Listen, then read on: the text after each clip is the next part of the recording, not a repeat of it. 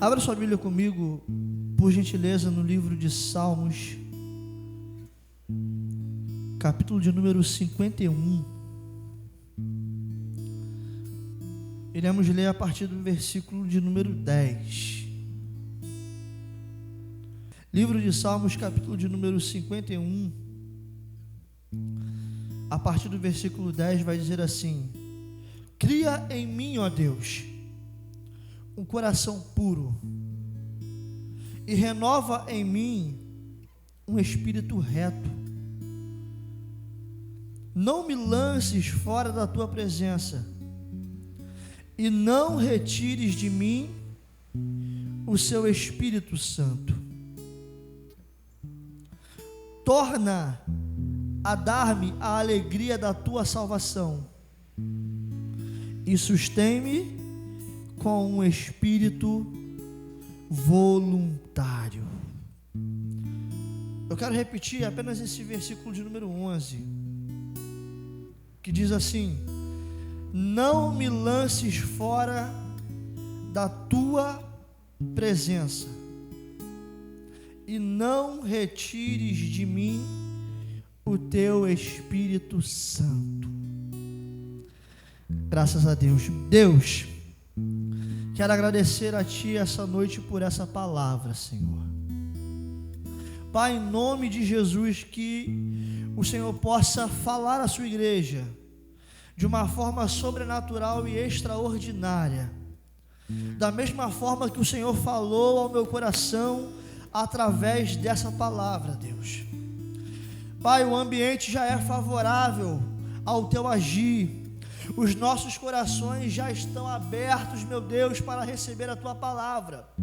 Então eu peço ao Senhor que transforme cada uma das palavras que sairão da minha boca em uma flecha polida, e que essa flecha, meu Deus, saia desse altar endereçada a esses corações que entraram aqui essa noite, ou que estão assentados no sofá da sua casa, desejoso, meu Deus, por apenas uma palavra capaz de mudar o seu estado. Pai, que seja hoje o divisor de águas para a vida da sua igreja.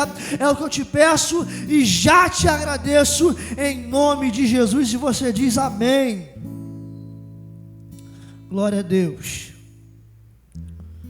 O pessoal dos bastidores pode participar, tá, gente? Pode glorificar aí, pode dar glória a Deus, pode dizer amém. Não me deixa sozinho, não. Irmãos, eu e você inúmeras vezes já ouvimos sobre esse texto. Alguns anos atrás, um ministério muito conhecido lançou uma música baseada nesse texto: Cria em mim, ó Deus, quero aprender com meus erros. Você já cansou de ouvir esse hino? Já cansou de ouvir pregações baseadas nesse texto? Mas, irmãos, a palavra de Deus, ela tem o poder de se renovar dia após dia. E cada dia, cada vez que abrimos a palavra, ainda que seja no mesmo texto, no mesmo capítulo e no mesmo versículo, Deus, Ele pode falar conosco de uma maneira singular, de uma maneira única, de uma maneira diferente. Mas para que eu e você possamos analisar e entender bem os Salmos de número 51, nós precisamos entender o contexto no qual esse salmo foi escrito, no qual o salmista foi inspirado, em qual momento ele estava vivendo, qual o tipo de sofrimento que estava o atingindo, para que possamos ter a nossa mente aclarada para entender a palavra de Deus. A história vai nos contar que Davi, depois de pecar, ele está assentado no seu trono, no seu palácio, na sua glória, na sua tranquilidade, como se nada tivesse acontecido, porque na sua mente tudo estava correndo de acordo com o que ele havia planejado. Primeiro, ele vai olhar para uma mulher que não era dele e vai desejá-la. E quando ele vai perceber que essa mulher, ela era uma mulher casada, ele vai arrumar uma maneira, uma estratégia para tirar o esposo dessa mulher de jogada, para que o caminho para para que o caminho para ele ficasse livre, Davi então manda o esposo dessa mulher para a guerra, um homem chamado Urias, e vai pedir ao seu general, ao seu comandante, que coloque Urias na frente da batalha, na intenção de Urias ser morto na batalha, e ele então ter um álibi perfeito para se casar com aquela viúva. Mas o que vai acontecer é que antes disso tudo acontecer, Davi já tinha encontrado ela, Davi já tinha se relacionado sexualmente com essa mulher. Então começa aqui o pecado de Davi e a sua decadência. E a Bíblia diz que tudo isso vai acontecer, e Davi vai estar sentado, aleluia, no seu trono, e vai chegar diante dele um profeta. Natan, o profeta, vai chegar diante de Davi, e vai contar uma história para Davi, que é a seguinte: olha, Davi, imagina esse caso, um homem que tinha apenas uma ovelha, ele teve a sua única ovelha roubada por um indivíduo. Esse indivíduo, ele não vai roubar a ovelha de um grande dono, de um grande rebanho, ele vai roubar essa ovelha de um homem que tinha apenas uma única ovelha. Que tipo de sentença merece esse homem? Na mesma hora, Davi vai se embravecer e vai se levantar do seu trono e vai dizer: esse homem, ele é digno de morte. O camarada que vai na casa do outro e tira dele a sua única ovelha, ele merece morrer. O profeta Natan vai olhar para ele e vai dizer: verdade, Davi, porque esse homem é você. Alguém pode pegar um pouco d'água para mim, por favor? Esse homem é você, Davi. E quando Davi recebe essa notícia, ele vai entrar em choque, e o profeta vai dizer para ele algumas coisas que Deus mandou ele falar sobre o seu pecado e sobre a consequência que ele deveria pagar pelo seu pecado.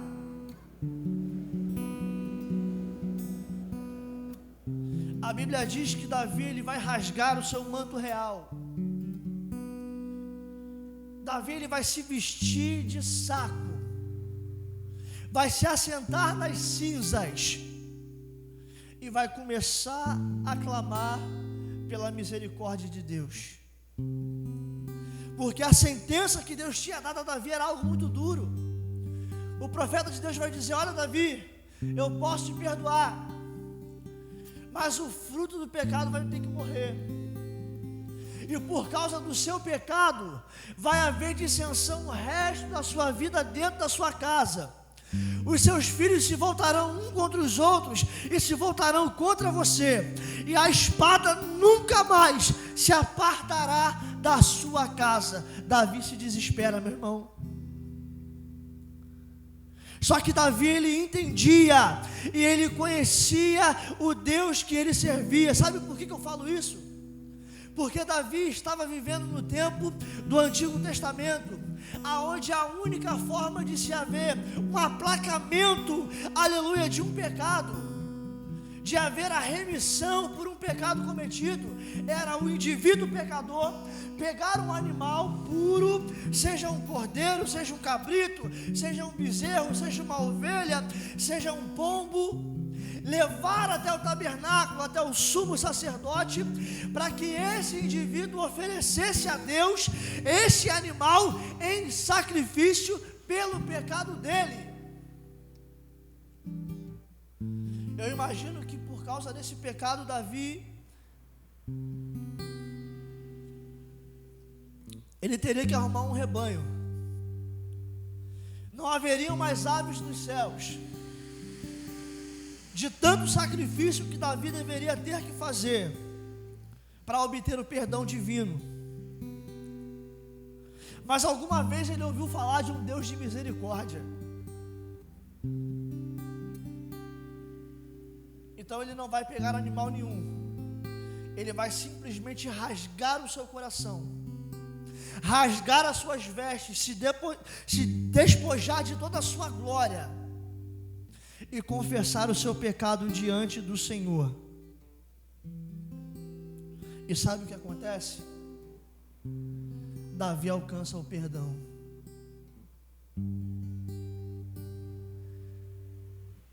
E no meio disso tudo ele vai escrever esse Salmo de número 51. Mas você sabe o que eu fiquei mais abismado nessa conversa de Davi com Deus? É apenas o versículo 11, e eu quero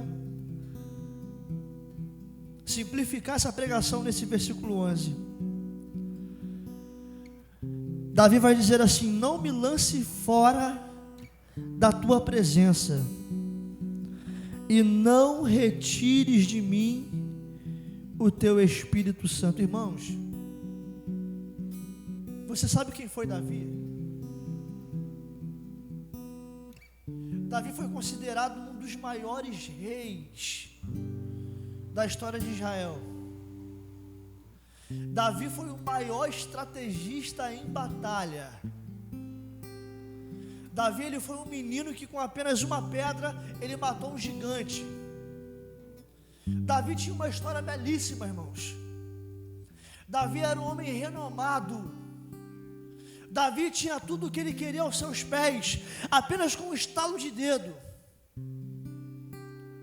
Mas quando Davi se vê num momento de aperto, Davi ele não se preocupou com aquilo que ele tinha, com o seu glamour, com a sua autoridade real, com os súditos que estavam aos seus pés, com as várias mulheres e concubinas que ele poderia ter. Davi não se preocupou se ele era o rei, dono de um grande exército, que apenas com um comando fazia o que ele queria.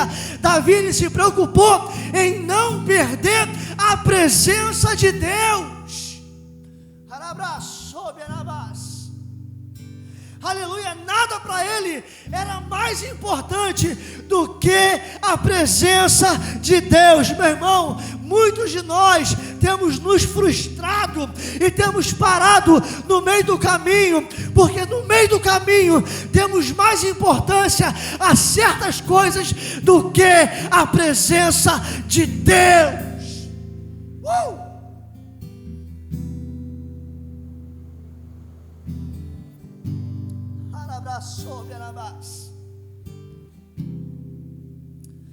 Aleluia, pessoas no ministério que buscaram um cargo, buscaram um nome, aleluia, alto na sua credencial, chegaram ao mais alto nível dentro de um ministério, pastor, bispo, apóstolo, sei lá, mas esqueceram da presença de Deus lá atrás. Porque, meu irmão, não adianta eu crescer, eu chegar ao nível mais alto na minha vida, se a presença de Deus não estiver comigo. Não adianta eu entrar nos lugares mais importantes na minha vida, na minha caminhada, se a presença de Deus não entrar comigo. Não adianta eu querer ser o maior, não querer ser o melhor, se a presença de Deus através da minha vida não for revelada.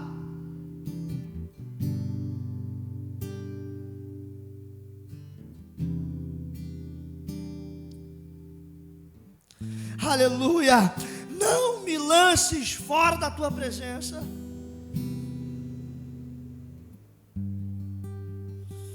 Aleluia. Querido, entenda bem uma coisa: não há nada mais importante na minha e na sua vida do que a presença de Deus. Sabe esse momento difícil que você está vivendo, aleluia, de pandemia, de isolamento, distanciamento social, aonde você não pode ver os seus entes queridos, aonde você perdeu o seu emprego, aleluia, aonde você teve que demitir alguns dos seus funcionários, aonde você teve que fechar a empresa que você tanto lutou para abrir. Meu irmão, você só consegue passar por isso, você só vai conseguir resistir a esse tempo de dificuldade, a esse tempo sombrio, se a presença de Deus estiver na sua vida.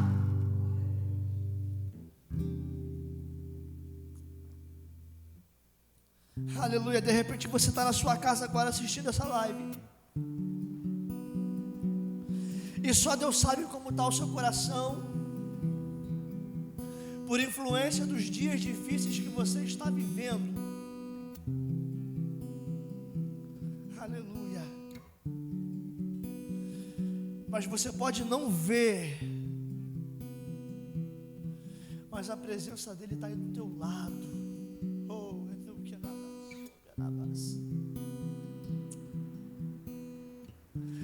Aleluia. Quando você sai para trabalhar, meu irmão, e você bota máscara, você bota viseira, você bota luva, você bota burca, você pega 1 litro de álcool gel, aleluia, e sai passando de 10 em 10 minutos. Faz isso sim, mas lembre, a presença de Deus está do seu lado. Quando você chega no trabalho, Ele chega com você. Quando você bota a mão na ferramenta para trabalhar, Ele bota com você. Quando você senta na mesa do seu escritório, Ele senta com você. Quando dá a hora de você sair, Ele bate o cartão junto com você.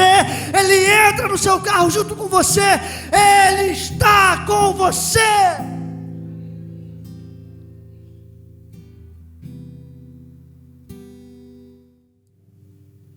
Oh, Jesus.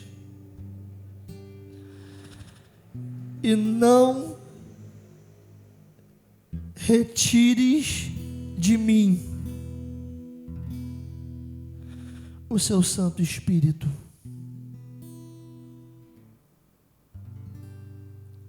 E torna a dar-me a alegria da tua salvação.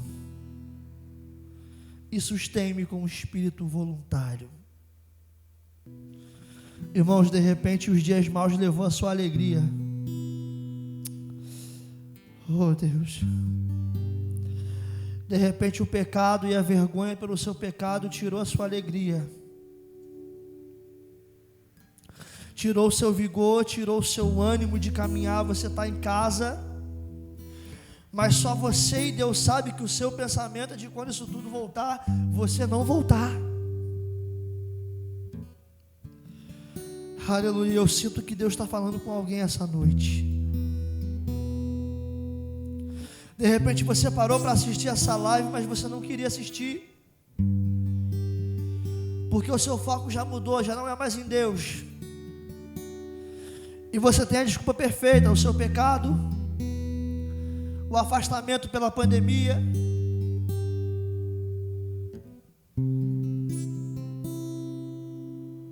Mas o Espírito de Deus te pegou hoje, meu irmão. E eu quero dizer para você, na autoridade profética que Deus me deu, Ele hoje está perdoando o seu pecado se você o confessá-lo. E ao confessar o seu pecado e receber o perdão de Deus, a alegria vai voltar para o teu coração, meu irmão. E você vai entender que você pode fazer tudo na sua vida, que você pode ter tudo na sua vida, que você pode perder tudo na sua vida, exceto a presença de Deus.